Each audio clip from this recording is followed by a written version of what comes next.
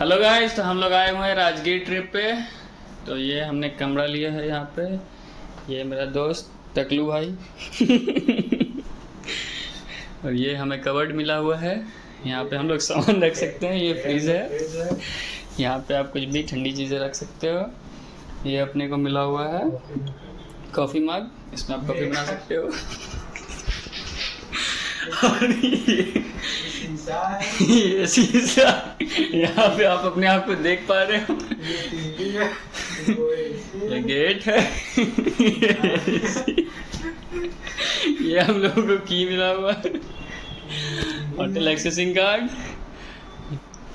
और ये इस साइड है बाथरूम। बाथरूम में काफ़ी बढ़िया है, हमने अभी इसे यूज़ किया है। ये कुर्सी है, ये टेलीफोन है, यहाँ से आप किसी भी सर्विस के लिए कॉल कर सकते हो। और ये फाइनली बेड है हमारा। बेड काफ़ी बढ़िया है, आप इसको यूँ मेरे साइड ट्राई कर सकते हो। ओके गाइस, टाइम हो गया हमारा फैजू भाई से मिलने, तो मैं जा रहा हूँ फैजू भाई से मिलने, फिर मैं आपको बताता हूँ। Bye bye, see you.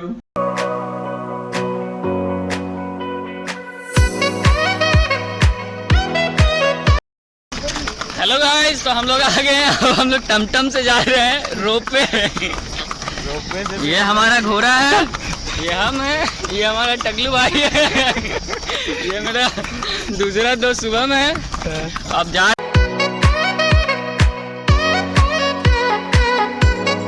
Guys, रोप पे जाने का व्यू कितना मस्त है। ये हमारे चाचा मिल गए हैं, एक तरह के टूर गाइड बोल सकते हो आप। ये 30 साल से काम कर रहे हैं यहाँ पे। और ये आज मेरा सपना पूरा हो गया टमटम पे चलने का। ठीक है गाइस, मिलते हैं फिर रोपवे पे पहुंच के। हेलो गाइस, सो एक और वीडियो के साथ मैं आ गया हूँ। ये रहा हमारा रोपवे का टॉप व्यू। ये पहाड़ और ये हमारा रोपवे, इधर मैं बैठा हूँ। और ये रहा व्यूज़ यहाँ का। वाह। ओके गाइस, फिर मिलते हैं नेक्स्ट प्लेस पे। सो हेलो गाइस, अभी हम लोग आ गए हैं रोपवे पे। तो ये रोपवे का टॉप व्यू है।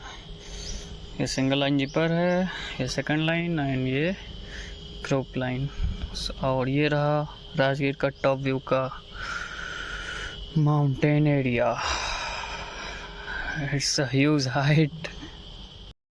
हेलो गाइस, तो हम लोग आ चुके हैं रोपवे के ऊपर। और ये ऊपर का पहाड़ का रीजन है।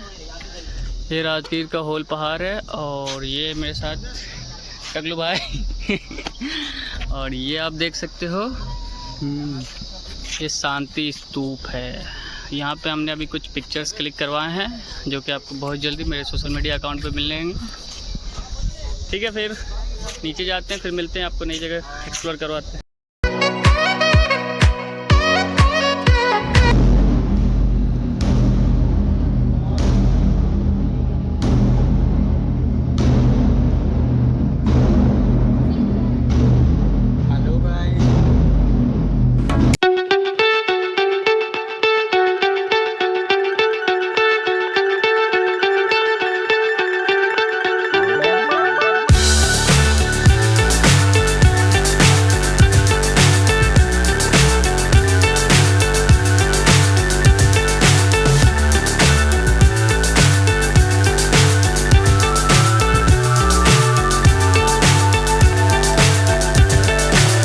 So high I'm hypnotized.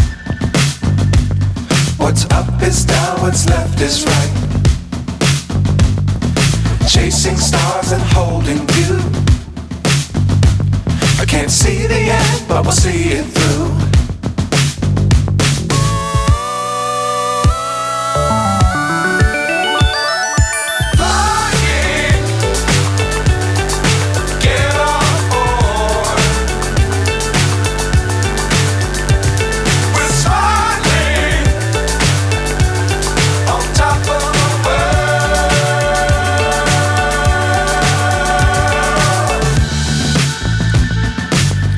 Times don't fly too high.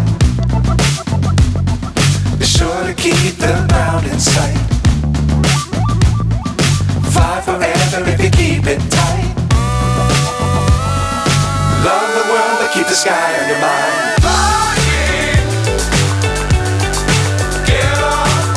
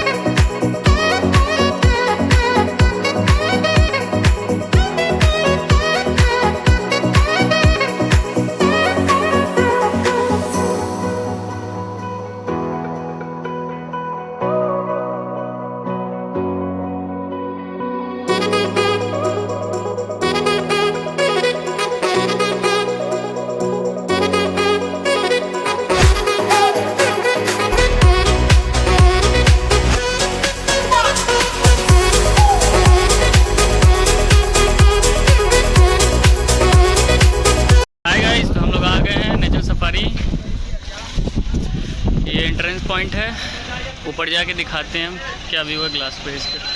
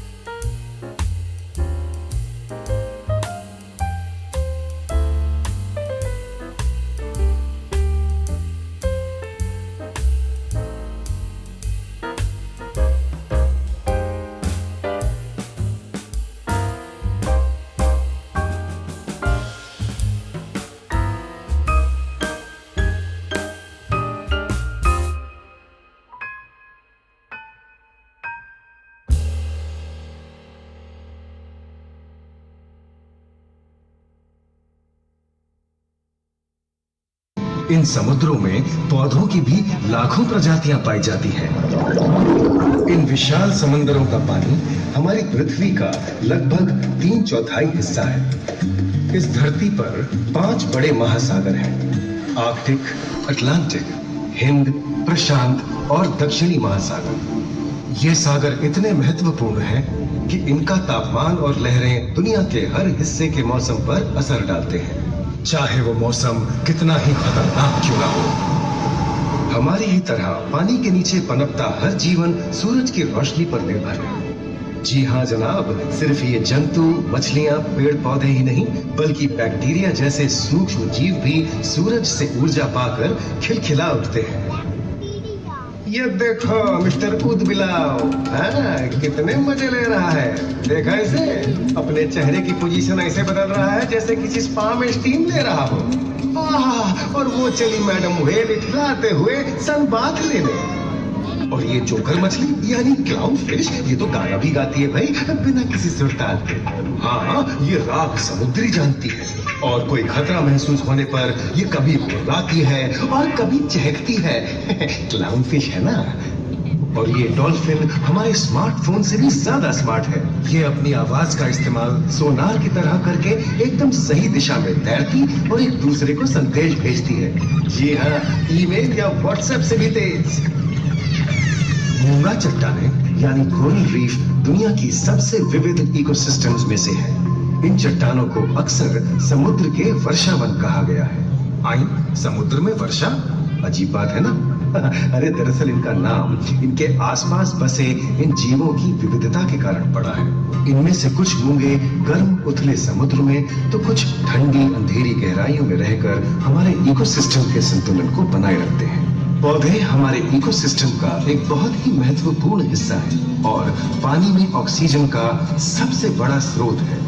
इस नीले पानी में मौजूद कई पौधों में से एक बहुत ही महत्वपूर्ण पौधा है फाइटोप्लैंक्टन, जो पूरी दुनिया की ऑक्सीजन की जरूरत का लगभग 50% बनाकर हमारा अस्तित्व बनाए रखता है।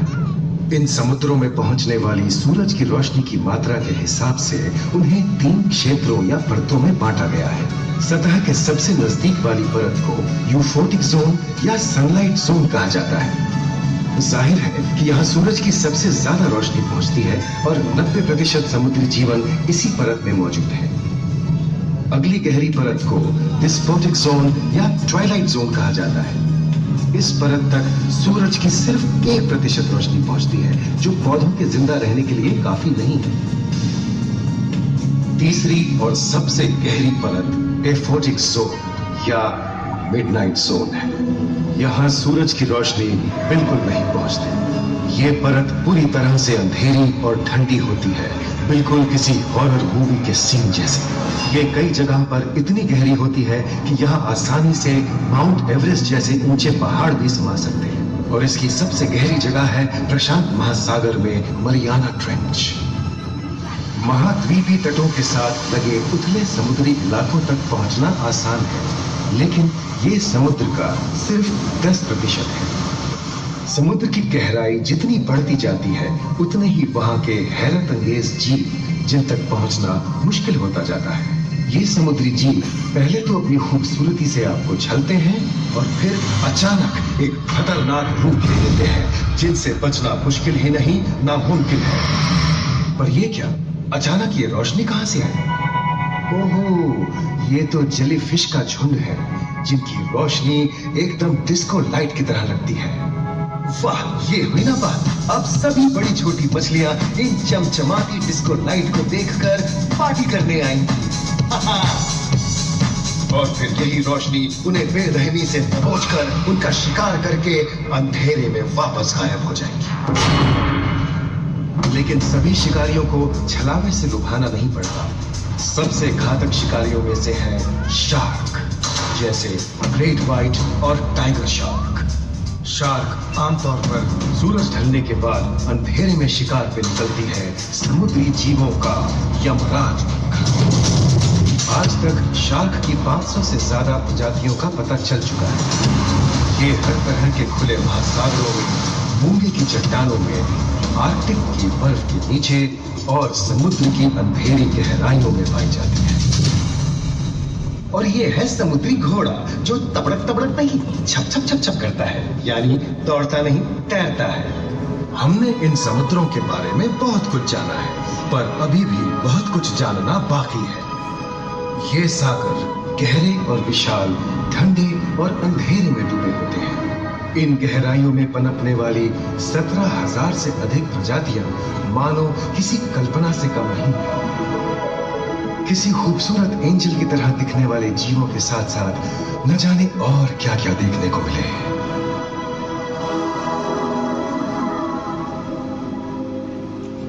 इन विशाल सागरों के इकोसिस्टम इनके बाहर तक फैले हैं।